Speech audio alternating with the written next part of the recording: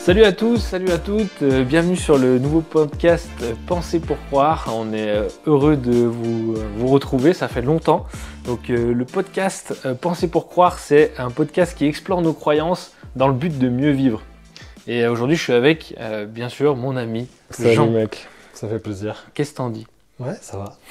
T'as la forme? Bon, c'est cool, ouais, on avait fait une petite pause, mais bon, on repart maintenant de plus belle, on est content, on a pu un peu bosser sur la suite de notre série, c'était les réservoirs, les 5 réservoirs. Voilà, les 5 batteries d'énergie de l'être humain. Ouais, tout à fait. Et aujourd'hui, on est sur le réservoir spirituel. Alors ouais. Donc, pour rappeler à ceux qui nous écoutent, on avait vu le réservoir physique, réservoir relationnel, réservoir cognitif, c'était la réflexion. Et là, on va voir spirituel et ensuite on aura émotionnel. Émotionnel, ouais, à la fin. Mais déjà, le réservoir spirituel, c'est un gros morceau. Ouais, c'est vrai. Et qui peut faire débat. Donc, en plus, ouais. On va essayer vraiment de faire ce podcast pour tous, en fait. Vraiment, peut-être que vous êtes pas du tout croyant, pas croyant en Dieu, je veux dire. Peut-être que vous l'êtes. Mais on va essayer de voir ce réservoir pour tout le monde, en fait. Et je pense que ça peut être intéressant qu'il y ait des interactions, de voir comment chez vous, vous réussissez à remplir votre réservoir spirituel. Est-ce qu'il existe? Est-ce que vous pensez qu'il existe? Toutes ces questions, je pense que ce serait intéressant d'avoir des retours. Nous, on apporte aussi notre croyance. Aussi, on témoigne de ce qu'on vit. C'est aussi une expérience de vie. C'est pas juste de la théorie. C'est aussi quelque chose qu'on croit et qu'on vit. Donc du coup, c'est ouvert. T'as raison de le dire. C'est ouvert à la discussion. C'est ça. C'est pas un absolu. C'est ce que nous on pense finalement. Ouais. Alors nous, on va présenter bien sûr notre foi chrétienne. Donc il y a une orientation, mais je pense que c'est en tout cas, on va essayer de le faire de manière accessible et aussi montrer en quoi la foi chrétienne remplit ce besoin spirituel. En quoi elle le fait. Ouais. Donc, je pense que ça va être intéressant. Donc,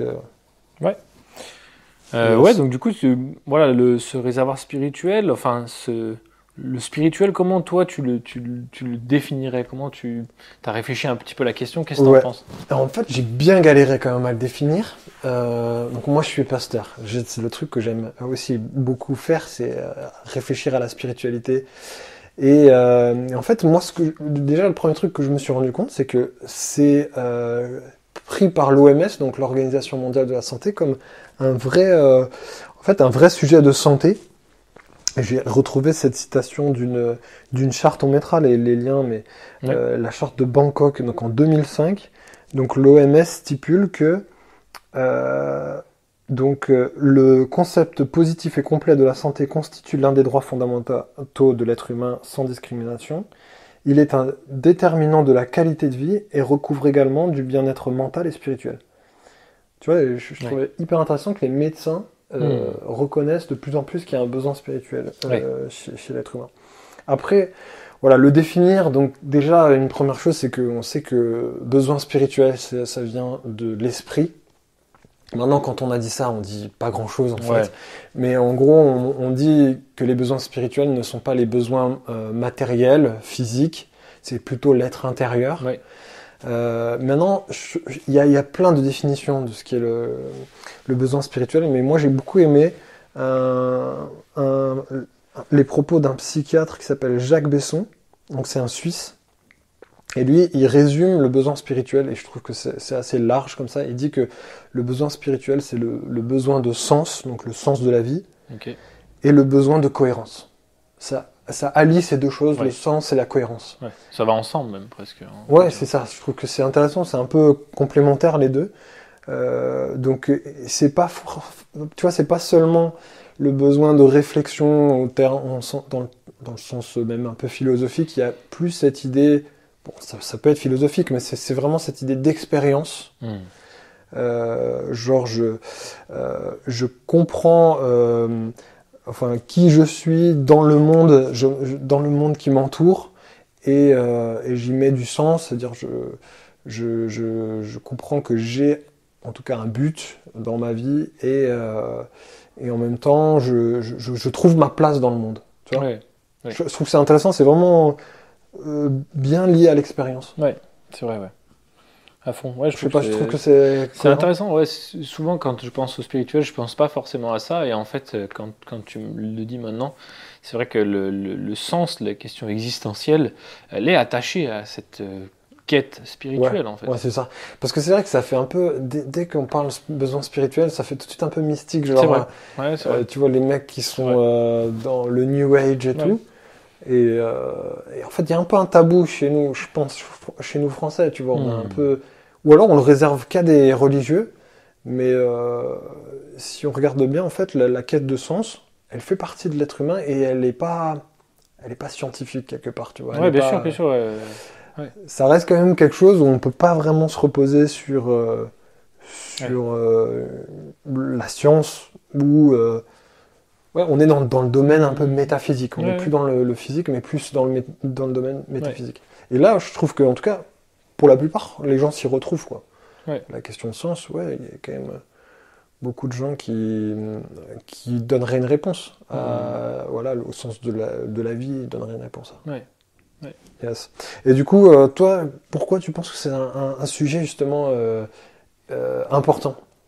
Euh, Écoute, ouais, c'est important parce que je pense que c'est un besoin, tu vois. Tu le disais tout à l'heure, certains le reconnaissent comme un besoin. Je pense que voilà, l'humanité dans sa totalité depuis toujours a toujours eu cette quête spirituelle. Ouais, Elle a toujours finalement ouais, cherché dans n'importe quelle partie de notre planète, à culture, n'importe quelle époque, ouais. on a toujours recherché finalement la croyance, le sens, le but. Mm, Tu vois, il y a des questions existentielles, la mort, ouais, la vie, tu vois, la souffrance. Tout ça, c'est quelque chose. Voilà, il y a toujours eu aussi cette croyance en quelque chose, quelqu'un de supérieur, une divinité. Enfin voilà, tu peux remonter dans ouais. des cultures très vieilles et des époques C'est partout, antiques. quoi. On a toujours eu, voilà, soit il y avait plusieurs dieux, soit il y avait une force, soit voilà, il y a toujours eu cette croyance aux esprits, enfin bref, en du spirituel. Ouais. Donc je pense que c'est important parce que c'est un besoin qu'on a entre voilà en tant qu'être humain et ouais, je pense qu'il y a il y a des mots en nous, il y a des choses, parfois des problèmes qu'on peut avoir, je pense, qui peuvent être réglés aussi par peut-être des réponses spirituelles. Ça peut paraître un Mm, peu fou dit comme ça, mais justement j'en viens à le problème qu'on a, la problématique que je pense qu'on a aujourd'hui en France, je parle en tant que Français, par rapport à ce réservoir-là, le spirituel, parce que je pense qu'il y a un problème, c'est qu'en fait on est tous d'accord pour dire qu'il y a un corps, que voilà, le matériel existe, tout ça, qu'il faut prendre soin de notre corps aussi, c'est très actuel, tu ouais. vois, qu'il faut veiller à nous, on en a parlé dans des podcasts, et c'est très bien, tu vois. Mais voilà, je pense qu'il y a un manque dans cette société-là aussi matérialiste vis-à-vis du spirituel, de l'esprit, tu Ouais, disais. Je pense qu'on a un petit peu mis l'esprit de côté ouais. pour vraiment donner toute la place au corps. Donc c'est bien de nourrir son corps, mais l'esprit est un peu délaissé. Et c'est un petit peu comme si on l'avait mis sous le tapis, quoi. C'est un Ouais. peu ce que je vois. Voilà, l'exemple que je te disais tout à l'heure, c'est comme si tu as mal à un muscle, tu vas voir un kiné ou peu importe qui va t'aider. Mais le spirituel, quand tu as des problèmes spirituels, aujourd'hui, on n'en parle pas. C'est Ouais. comme quelque chose On qui va en n'existe pas. On va hôpital essayer de psychiatrique. trouver. Voilà, ouais, en hôpital psychiatrique, non, Non, non, non. on va essayer de trouver une réponse, mais qui va être de l'ordre du Ouais. physique et du matériel, alors que parfois il y a peut-être des recherches Mm, voilà, spirituelles, des à choses, fond. des mots Des de l'esprit croyances un petit peu. aussi à éprouver. Moi, Ouais. je remarque quand même que c'est quand même en train de changer. Tu vois le développement, par exemple, du développement personnel. Il y a ces questions de sens qui Ouais, reviennent, c'est vrai. où j'ai le souvenir d'avoir eu un cours sur un concept qui s'appelle l'ikigai. C'est pour avoir, en fait, pour s'accomplir quelque part, il fallait D'accord. absolument chercher le sens Ouais, de d'accord. notre vie. Mais c'est un sens individuel, c'est Ouais, pas un sens absolu. ouais. Par contre, ouais, du coup, il y a vraiment cette question du sens qui revient un peu sur le sujet, mais on sait pas trop, on n'a plus trop de repères. On a comme Ouais. un longtemps, enfin longtemps. Je Ouais, pense on que la a, religion l'a porté un temps, puis ouais, maintenant on on se a cherche, quoi. un certain vide Ouais, et je pense que beaucoup de personnes finalement ont ce réservoir qui est malmené. ouais, Tu vois, on disait, bon, on peut dire ce qui est bien avec cette série de réservoirs, c'est qu'on voit que quand elle n'est pas bien rempli ou équilibré, il y a un problème en nous. Ouais. Et je pense que spirituellement, on est nombreux à être mal remplis, tu vois, ou déséquilibrés dans ce truc, ou alors carrément à l'avoir occulté totalement. Ouais. Et je pense que sans s'en rendre compte, ça crée des problèmes, des troubles en nous. Alors c'est pas des troubles de fou, on devient voilà, on devient pas fou ou autre, mais il y a peut-être un mal-être, un malaise Ouais. intérieur, tu vois. Ouais. Pour ça, je disais un mal de l'esprit, tu vois. Je pense Ouais. que ça existe vraiment, en tout cas. Ouais, c'est vrai. Ouais. Ouais. Moi, j'ai noté aussi que c'est un sujet important parce que les gens commencent à comprendre que le matériel n'est pas suffisant. Tu vois, Ouais. on sent bien que cette quête de confort, de bien-être, on va dire matériel, il est sans fin. Donc là, les gens le voient. Puis aussi, je crois que la quête de sens, elle est intéressante pour prendre des décisions courageuses. Tu vois, et Oui. quand on voit que notre monde ne tourne pas rond, en fait, c'est là qu'on peut se dire, mais finalement, si on a ce désir que la vie perdure, tu vois, c'est qu'il faudrait se poser des questions. Pourquoi on est là Quel est notre but? Et donc, par exemple, cet élan pour l'écologie, je trouve que justement, ça redonne un peu de sens. Ouais, on cherche un sens. On Et- n'est pas juste dans la consommation Ouais. ou autre. On se dit pourquoi est-ce qu'on fait les choses. C'est un peu ça, en fait. Ouais, ouais, ouais. C'est pourquoi on est là, pourquoi on vit cette vie, en fait. Ouais, c'est ça. Et c'est finalement, c'est les questions spirituelles, je trouve, qui nous aident à faire des choix difficiles, tu vois, des choix qui Ouais, nous coûtent. Parce qui ne que vont pas forcément dans... dans une logique Ouais. de penser à sa famille juste et de survivre quelque part, tu vois, Ouais, et d'avoir une vision un peu plus globale. ouais. Avoir du recul un petit peu. Ouais. Ouais, je comprends. La question de l'amour, la question du pardon, c'est des choses que finalement on peut pas appréhender que sous une approche scientifique ou Ouais, bien sûr, ouais, à fond. Ouais, tout à fait. purement matérialiste. Ouais. Ouais. Et du coup, toi, alors, à ton avis, voilà, quelles seraient les difficultés pour toi à remplir ce réservoir, à vivre un petit peu ça? Quelles sont les difficultés selon toi par rapport à ça? Euh, Bien, moi je pense que je dirais qu'il y a déjà il y a enfin il y a eu un courant de pensée où on a essayé d'établir le fait qu'il n'y a pas de sens à l'existence. Je pense, Ok. déjà c'est un premier truc qu'on devrait remettre en question. Et j'en ai parlé déjà avec des amis qui sont assez fans de Albert Camus avec le mythe de Sisyphe. C'est un peu l'écrit clé qui parle que finalement la vie est absurde. D'accord. Du coup, moi je me dis vraiment, c'est hyper difficile de vivre ça, tu vois. Même aujourd'hui, j'avais lu un- donc un écrivain athée qui disait que c'est étrange, donc c'est Bertrand Russell qui dit c'est étrange, n'est-ce pas? J'aime passionnément la vie dans ce monde et les choses et les gens qui en font partie. Et pourtant, qu'est-ce que tout cela? On a le sentiment qu'il doit y avoir quelque chose de plus important, mais si je ne crois pas personnellement que cela soit, même si je ne crois pas personnellement que cela soit le cas.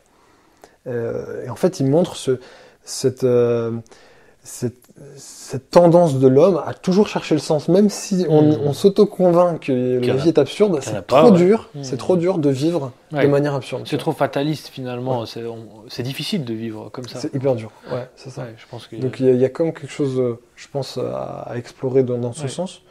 Et puis après, les difficultés, je pense qu'on a aussi une grande tendance à vivre la spiritualité dans une approche individuelle, D'accord. tu vois, et personnelle. Et je pense qu'il y a du bon là-dedans, c'est-à-dire qu'on retrouve l'idée que c'est à chacun de choisir sa spiritualité, c'est à chacun d'avoir une démarche personnelle. Tu vois, à l'époque, t'étais chrétien, catholique, ou chrétien, même protestant, hein. Et du coup, tes enfants étaient chrétiens, et en fait, il y avait quelque chose qui n'était pas choisi, et je pense, la tendance aujourd'hui à une spiritualité plus individualiste, carrément. ce qui est bien, c'est que les gens reprennent le contrôle, le choix, tu vois. Oui, c'est sûr. Et ça, je trouve ça bien. Après, le penchant, c'est que l'approche de voir une spiritualité seulement individuelle occulte l'idée que la spiritualité peut se vivre en groupe. Ouais, Ouais, ça va avec notre pensée aussi un petit peu dominante de l'individualisme aussi. Ouais. On le retrouve aussi dans la C'est ça. spiritualité. Quand Je même. suis pas sûr, en fait, justement, moi j'ai l'impression que la spiritualité a énormément de richesse dans l'échange, tu vois, Ensemble, quoi. ensemble, ouais. Et je pense que bon, après peut-être c'est hérité de notre de notre histoire avec les guerres de religion. On s'est dit les religions on n'en veut plus. Ouais, bien sûr. Quelque part on a presque jeté le bébé avec l'eau du bain parce que en fait on s'est dit que les religions finalement c'est la spiritualité qui est on va dire encadrée par des règles et donc qui crée des communautés. Et finalement on s'est dit ça on jette, Ouais. mais en jetant ça on n'a plus de lien en fait. Tu Ouais. vois, on est tombé dans une spiritualité où Ouais. où chacun fait son truc. C'est un peu tabou même aussi, dans Ouais. un sens, tu vois. Peut-être, ouais. Vu que c'est de l'ordre de la sphère ultra privée, Ouais. on a du mal même à en parler entre amis, même des fois j'ai l'impression. Ouais. Ouais, c'est clair. Et tu vois, et pourtant la spiritualité, ça parle de sens et de cohérence. Donc ça veut dire que c'est cohérence par rapport à notre environnement, tu vois. Ça veut dire, ça parle d'harmonie, d'amour. Mmh. Et en fait, on peut vivre que l'harmonie et l'amour quand on Oui, a une bien vision sûr. collective. Tu peux pas le vivre seul, quoi. C'est ça, c'est ça. Et c'est là que moi je pense qu'il y a, dans les spiritualités qui sont mises en avant aujourd'hui, on met vachement en avant la méditation, le yoga, sans dire que le yoga c'est mauvais, mais je pense que c'est bien d'avoir ce type de spiritualité qui est individuelle, mais il faut qu'on arrive à trouver celle qui met la relation en avant. Ouais, Tu vois. d'accord. Je pense que celle qui, finalement, la plupart des gens qui se disent que le sens de la vie, c'est leurs enfants, c'est leur couple. On parle de relations quand on parle de ça. Mmh. Donc, moi, je pense qu'on a tout à explorer au niveau des relations. Et aujourd'hui, on le fait pas tellement. D'accord. Ouais, je comprends. Donc ouais, c'est selon toi aussi des problèmes. Ouais, par rapport aux difficultés, je reprends ce que je disais un peu au départ, c'est que la société matérialiste où ce qui est invisible n'existe pas, tu vois, peut poser problème aussi pour remplir ce réservoir. Tu peux avoir l'air d'être un peu un mystique ou un illuminé ou un peu bizarre ou un fou, tu vois, si tu essaies de remplir ce réservoir. Moi, je sais que j'étais plutôt entouré de personnes qui pratiquaient pas la spiritualité, qui n'étaient pas en recherche. Et moi, j'ai eu cette envie très tôt. Et c'est vrai que la réaction des gens, le regard, la parole des gens a pu aussi me freiner dans un sens, me rebuter, et, où je me suis dit, ouais, en fait, peut-être que c'est moi qui est bizarre. Tu vois, donc je pense que voilà, la pensée populaire, elle peut nous gêner par rapport à ça. Moi, je l'ai déjà vécu, et ça m'arrive encore de le vivre finalement, tu vois, de te retrouver un petit peu bizarre, alors que finalement, ça n'est pas tant que ça, tu vois. Ouais. Et donc ouais, déjà ce premier point sur le matérialisme, et notamment en France, parce que tu as d'autres pays qui sont totalement différents. Ouais, qui sont plus spirituels. Chez Tout nous, à on fait. a, Tout à fait. une histoire. Là, je parle vraiment en tant que Français et à notre époque. Même la Ça. France à une autre époque était différente, mais maintenant, elle est comme ça. Et C'est-à-dire que toi, quand t'avais donc, t'as pas toujours été croyant, mais il y a des moments où t'étais attiré par les questions spirituelles et tu sentais qu'il y avait un peu une gêne. Bien sûr. Et même un truc de dire, lui, il est bizarre, il est particulier. Tu vois ce que je veux dire? Il est particulier. Ouais. Je suis pas particulier. Tu vois, il y a des milliards de gens comme moi, mais voilà, dans le contexte dans lequel j'étais, bon, ça posait peut-être un peu problème, mais c'était un peu bizarre. Voilà, c'est ça. Ouais, et moi, je remarque aussi, avec le mouvement du développement personnel, alors il y a de tout, et il y a des bons trucs comme des moins bons trucs, normal dans tout mouvement, mais c'est pareil, c'est aussi un peu clivant ce sujet. Tu sais, des fois, dès que les gens disent qu'ils sont dans le développement personnel, tout de suite c'est mal vu. Enfin, alors pour certains types de personnes, c'est. Voilà, on associe direct à la secte, tu vois, par exemple. Ouais, c'est ouf, ouais. C'est impressionnant. C'est un peu cette tendance qu'on a aussi. Quand on comprend pas, on a tendance à dire, bon, voilà, c'est forcément bizarre ou un peu occulte le truc, quoi. Donc, à fond. Ouais, donc moi, pour le coup, il y a ça qui, je pense, est un problème pour de nombreuses personnes. Et aussi, un autre truc, c'est le spirituel, en tout cas, remplir ce réservoir peut demander un effort. Tu vois, ça demande un effort. C'est pas comme, par exemple, parler du corps.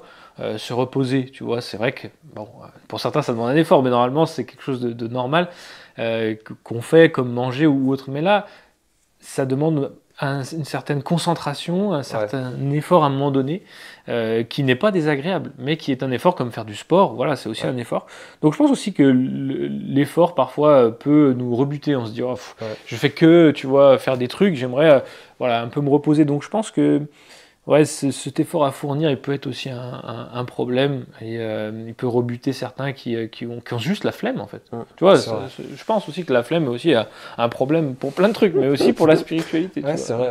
C'est pas naturel tellement ce truc-là. C'est pas évident de premier abord, comme tu dis. C'est pas comme se poser ou même à la limite lire un livre. C'est un effort, mais bon, là c'est encore autre chose. C'est quelque chose d'un peu plus.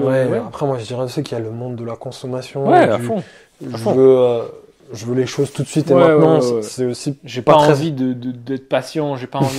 Il y a plein de trucs à fond. Donc c'est toutes des réflexions. C'est vrai que dans la spiritualité, on se pose la question du long terme. On se pose de notre rapport à la mort, à la souffrance. C'est des trucs qui sont pas forcément aussi agréables. À fond. Tu vois. Et puis c'est un cheminement. Au long terme, tu vois, c'est pas tout de suite comme tu as dit. C'est-à-dire, tu commences là. Moi, j'ai touché à plein de domaines spirituels finalement. J'ai vécu plein de choses, donc c'est aussi une expérience de vie. Et donc, certains n'ont pas forcément envie de se prendre la tête aussi. Tu vois, j'en ai plein qui m'ont dit, oh, attends, j'ai pas envie de me prendre la tête, moi. Tu vois, laisse-moi tranquille. Donc, bon, après, chacun est libre de faire comme il veut. Bon, je pense que ça peut être une problématique en tout cas par rapport à ça. Alors, j'ai lu une thèse d'un médecin généraliste. Qui s'appelle Anselm Alling, qui a fait justement une recherche sur qui se pose plus la question de la spiritualité. Enfin, des questions spirituelles, tu vois. Parmi justement les médecins généralistes qui avaient des patients et tout ça. Et bon, c'est vrai que c'est la question de la mort qui revient. Ah bah tu m'étonnes. Tu vois, la souffrance. Ça m'étonne pas. C'est à ce moment-là que les gens commencent à se poser des questions. Ah oui, mais c'est sûr. Et c'est intéressant. Je me dis... C'est vrai qu'on peut se dire, soit on se prépare quand la souffrance est là, soit on se prépare avant. En amont, quoi. On prévient le truc. Ouais, on prévient le truc. Parce que, du coup, les médecins disaient justement que la spiritualité peut soulager cette expérience de la mort, de la souffrance. Et donc voilà, la question c'est comment notre réservoir, nous, on peut le remplir. Oui, c'est ça. Alors du coup, là, ce qui va être intéressant, c'est qu'il y a plein de moyens de les remplir. Hein. Bien sûr, c'est clair. On ne sera pas exhaustif dans cette vidéo, et je pense que c'est vraiment un sujet qui est large, qui est très large. C'est profond. Mais l'idée, ce serait maintenant d'être un peu plus personnel, comment nous, on a pu approfondir et remplir ce réservoir spirituel. C'est ça. Pour peut-être même aussi, en vue de nous préparer à la souffrance, à des questions, peut-être des décisions difficiles qu'on a dû faire. Je pense que c'est plus intéressant de réfléchir un peu comme ça. Ça te dit, Ouais, très bien. Ouais, c'est ce que je pensais aussi. Pour commencer, pour moi, ma part, tu vois, qu'est-ce que ma foi finalement en Dieu, le Dieu de la Bible, parce que je suis chrétien, m'a aidé à remplir ce réservoir. Donc, comme je disais, j'ai pu voir plusieurs domaines un peu spirituels, tu vois. Ouais. Et donc voilà, devenir chrétien m'a beaucoup aidé. En quoi? Parce qu'avant, tu avais déjà j'avais déjà une spiritualité, j'avais déjà vécu des choses dans ce domaine-là qui étaient différents. Hein. Tu vois, tu parles de méditation ou d'autres choses. J'ai pu vivre un peu ça. Ouais. Mais est-ce que la Bible m'a vraiment aidé? Parce que pour les chrétiens, c'est la Bible qui va être un peu cette base de données sur la spiritualité. Et ce que j'ai aimé, moi, c'est que la Bible, elle ne renie pas l'aspect où l'homme est spirituel. Tu vois, elle dit que l'homme, il est physique, comme on le dit aujourd'hui, mais qu'il est aussi spirituel, donc doté d'un esprit. Et qu'elle encourage, donc Dieu, au travers de la Bible, nous encourage à remplir cet esprit, à le travailler, à le cultiver, à le faire grandir. Donc ça, déjà, c'est un premier point intéressant que la Bible montre, c'est qu'on est physique et aussi esprit. Et elle voit en tout cas l'être humain comme ça. Dieu aurait créé l'être humain comme ça. Ok, ouais. Et voilà, c'est de la manière de voir. Et ça l'oppose pas, ça c'est aussi particulier, parce que des fois on fait une opposition entre le physique et le spirituel. Moi j'aime bien l'idée de l'incarnation, quand Jésus, soi-disant dans la Bible, c'est Dieu qui s'incarne. En fait, quelque part, il valide le physique et le spirituel. Donc le monde spirituel et le monde physique, en fait, il le rejette pas. Donc Jésus ne rejette pas ce qui est physique, mais il vient justement incarner l'assemblage des deux, C'est entre ça. guillemets. Ouais, elle ne nie pas, en fait, la Bible ne nie pas le corps et l'esprit, il dit que ça va ensemble, et au contraire, elle encourage à remplir ce réservoir de l'esprit, et même du physique, on en a parlé, mais pour le coup, là, de l'esprit, et elle donne des moyens.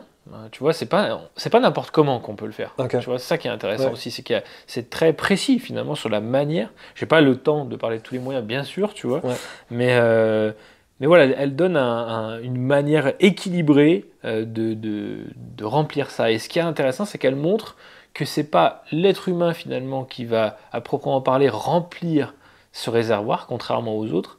Mais la Bible, elle dit que c'est Dieu lui-même qui remplit ce réservoir, tu vois, dans la relation avec lui. Donc ça vient de l'extérieur. Exactement. Et ça, c'est aussi une particularité assez intéressante avec le christianisme. C'est ce que ça m'a apporté différemment. Avant, je devais pratiquer plein de trucs, puiser tu vois, voilà, exactement, ou dans la nature, ou peu importe. Ouais. Mais là, Dieu lui-même a la volonté de remplir ce réservoir. Et je prends un exemple, tu vois, que j'ai trouvé dans la Bible, c'est dans Matthieu 4,4 où il est dit, donc c'est Jésus qui dit ça, il est écrit « L'homme ne vivra pas de pain seulement, mais de toute parole qui sort de la bouche de Dieu ».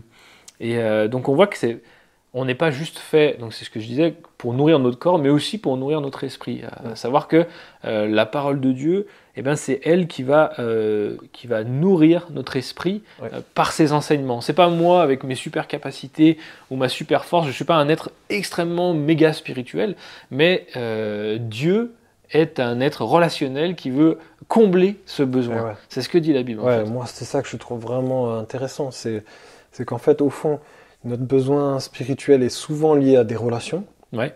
Et là, par ce passage, on voit que justement, Dieu, il veut combler notre besoin spirituel par une relation, donc par des mots, parce que finalement, il n'y a pas de relation sans mots, sans discussion. Bien sûr. Et quand il dit que l'homme ne vivra pas de pain seulement, mais de toute parole de la bouche de Dieu, je trouve intéressant, il met en avant que la manière de remplir notre réservoir spirituel est une relation, mais avec le divin. Oui, bien sûr. Ouais, exactement. Ça, c'est vraiment de toute façon le cœur du christianisme. On a ici le sens quelque part. On a été créé, donc la Bible dit qu'on a été créé pour être en relation avec Dieu, une relation particulière. C'est pas une relation ami-ami, c'est une relation de créateur à créature. C'est ça. Il y a une amitié, il y a un amour dedans, mais il y a quand même un rapport de maître, respect aussi, maître et de disciple donc qui change après la hiérarchie, mais c'est vraiment relationnel en fait. À fond. Donc c'est ça qui est intéressant, c'est que c'est Dieu qui va lui-même remplir, donc dans la relation, ça c'est top. C'est en lui et grâce à lui. Tu vois, que je vais faire ça, c'est quelque chose de assez unique qui moi m'a beaucoup aidé parce que je me suis pas retrouvé tout seul. Tu vois, j'ai eu quelqu'un au-dessus qui m'aidait par rapport à ça. Et donc la solution vient de lui et finalement c'est lui qui déverse ce dont on a besoin pour ce réservoir. C'est vraiment ça l'image que moi j'ai.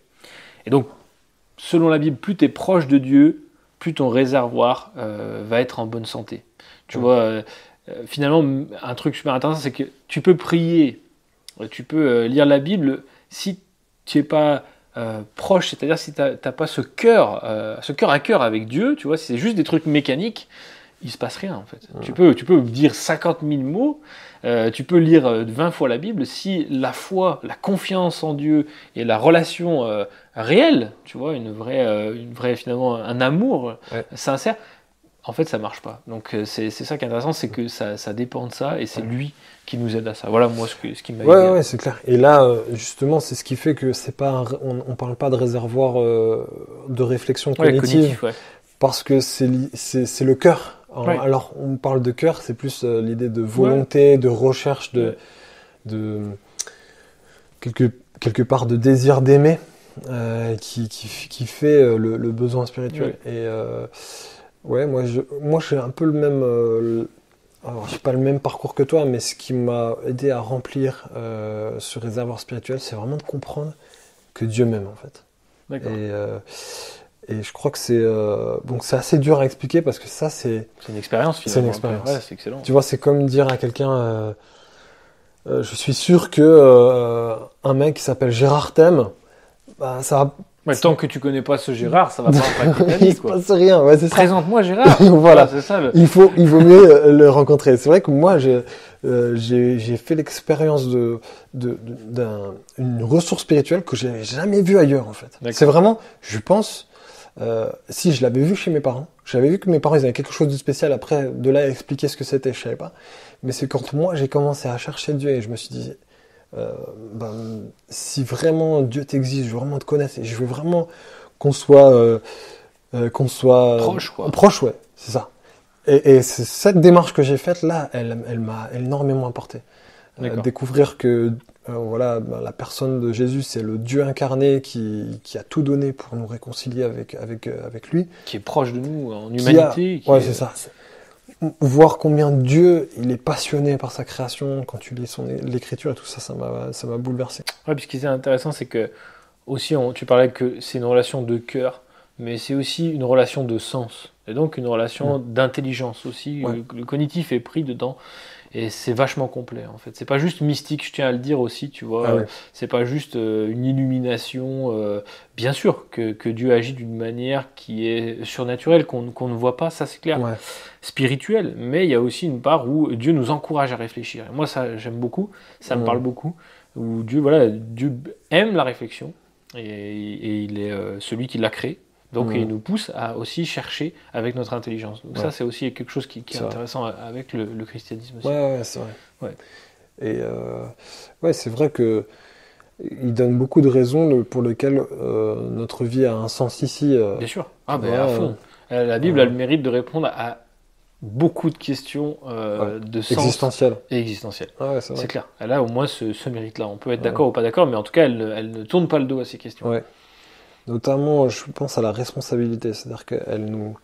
Dès la Genèse, tu as Dieu qui dit à Adam et Ève, alors qu'on croit que c'est les premiers ou les premiers êtres humains, enfin peu importe, il dit que il confie en fait la terre pour être un bon gestionnaire, tu vois. Et donc ça donne déjà une responsabilité dès les premiers chapitres de la Bible. Il y a la responsabilité, elle est engagée. Ouais. Et que quelque part, en fait, c'est un peu logique. C'est-à-dire que si on conçoit qu'il y a un créateur, alors ça veut dire qu'il a un plan. Il a un plan. Ouais. C'est-à-dire qu'on n'est pas le fruit du hasard. Donc c'est vrai qu'à partir de là, il y a énormément de... On pourrait développer sur le sens avec énormément de choses. Mais peut-être que ce qui serait bien maintenant, c'est peut-être juste de donner un défi. Okay. Pour terminer le podcast, on aime bien terminer avec quelque chose de pratique. Et moi, je propose qu'en fait, à tous ceux qui nous écoutent, de faire l'expérience d'une prière. Alors, ça ne veut pas dire que vous devez être déjà d'accord sur tout, mais on vous propose de méditer et de peut-être vous approprier cette prière qu'on appelle la prière du Notre Père. Alors c'est un moment particulier quand Jésus il a donné ce passage, c'était les disciples qui le... Oui, tout à fait, c'est ça. Qui se demandaient finalement comment on fait pour prier, quoi. Donc, c'est ça. C'est un peu un modèle en fait. Jésus donne une sorte de trame de prière. Aujourd'hui, c'est vrai que cette prière, elle est tellement connue qu'on a l'impression que c'est comme une sorte de chanson, tu vois, quoi.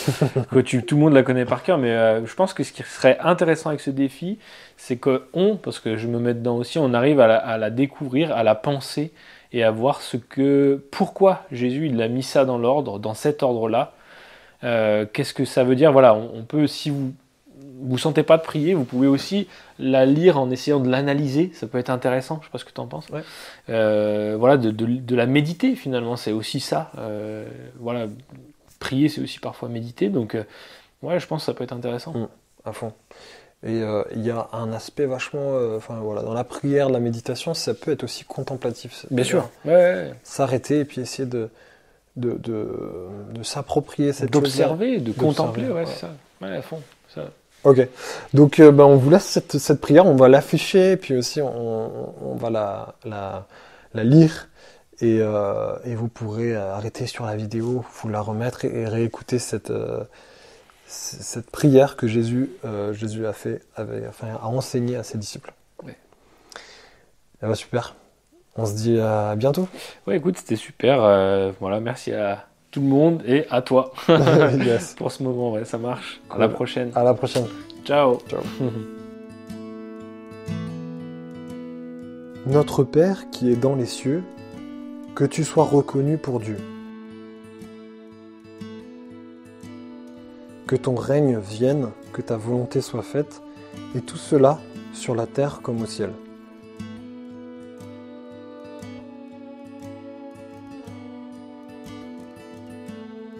Donne-nous aujourd'hui le pain dont nous avons besoin. Pardonne-nous nos torts envers toi, comme nous pardonnons nous-mêmes les torts des autres envers nous.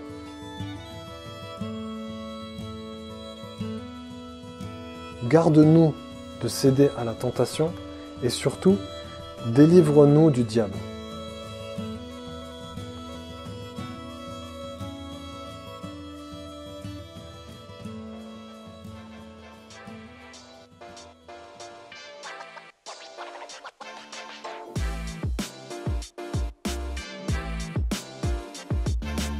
C'était le podcast Penser pour croire, le podcast qui explore nos croyances dans le but de mieux vivre.